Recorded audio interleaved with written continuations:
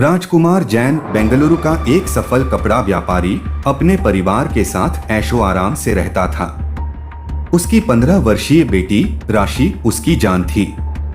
वह दिन रात उसकी सफलता के सपने देखता था।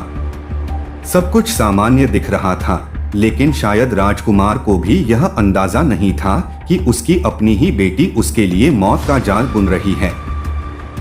17 अगस्त की रात उस दिन राजकुमार ने अपनी पत्नी और बेटे को एक पारिवारिक समारोह के लिए रेलवे स्टेशन छोड़ा। जब वह घर वापस आया तो घर में सिर्फ वह और उसकी बेटी राशि थी। रात का खाना साथ में खाते हुए दोनों ने हंसी मजाक किया। राजकुमार को क्या पता था कि उसकी मुस्कुराती बेटी के दिल में अंधकार छिपा है। रात के भोजन के बाद राशि अपने पिता के लिए दूध का गिलास लेकर आई। वह मुस्कुराते हुए बोली, पापा, सोने से पहले दूध पी लो। राजकुमार ने बिना कुछ सोचे दूध पी लिया और अपने कमरे में सोने चला गया। लेकिन उस दूध में नींद की गोलियां मिली हुई थीं, जो जल्द ही उसे गहरी नींद में सुला देंगी। 18 अगस्त की सुबह 7 बजे के आसपास पड़ोसियों ने देखा कि जैन परिवार के घर से धुआं निकल रहा है। आग की लपटों को देखकर सब हैरान थे। पुलिस और फायर ब्रिगेड को तुरंत बुलाया गया।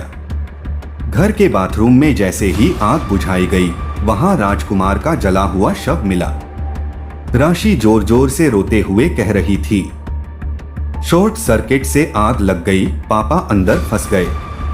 प्रवीण, जो उस समय घर पर ही था, उसकी कहानी का समर्थन कर रहा था। लेकिन पुलिस को मामला कुछ संदिग्ध लगा।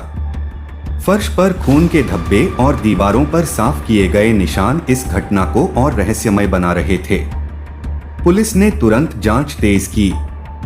सच्चाई का खुलासा पोस्टमार्टम रिपोर्ट ने पुलिस के शक को सही साबित किया। राजकुमार की मौत आग लगने से पहले ही हो चुकी थी। उसके शरीर पर धारदार हथियार से किए गए घाव साफ दिखाई दे रहे थे। इसके बाद पुलिस ने जब प्रवीण और राशि से सख्ती से पूछताछ की तो दोनों ने सच उगल दिया। फ्लैशबैक, राजकुमार को अपने बेटी और उसके पड़ोसी प्रवीण के रिश्ते पर एतराज था।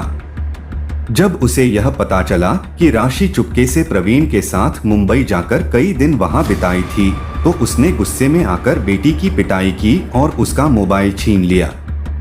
इस घटना ने राशि को इतना आहत किया कि उसने अपने ही पिता को रास्ते से हटाने की ठान ली। उसने प्रवीण के साथ मिलकर योजना बनाई। राजकुमार को पहले बेहोश करने के लिए उसने दूध में नींद की गोलियां मिला दी। जब वह गहरी नींद में था तो दोनों ने मिलकर उसे चाकुओं से गोद दिया। इसके बाद शव को बाथरूम में घसीटकर पेट्रोल छिड़ककर आग लगा दी ताकि सारी सच्चाई राख में बदल जाए। पुलिस के सामने जब राशि और प्रवीण ने अपनी करतूत कबूल की तो दोनों के चेहरे पर पछतावे का नामो निशान नहीं था। पुलिस के हाथों में हथकड़ी में बंधी राशि का चेहरा भावहीन था। जिस पिता ने उसकी आंखों में सपने देखे थे, उसी को उसने बड़ी बेरहमी से मार डाला। अंतिम संदेश, जिस पिता ने उसे सपनों का आसमान दिखाया, उसी ने अपनी मोहब्बत के लिए उसका खून कर दिया। लेकिन अब उसके हाथों में सिर्फ पछतावा और बर्बादी ही बची है।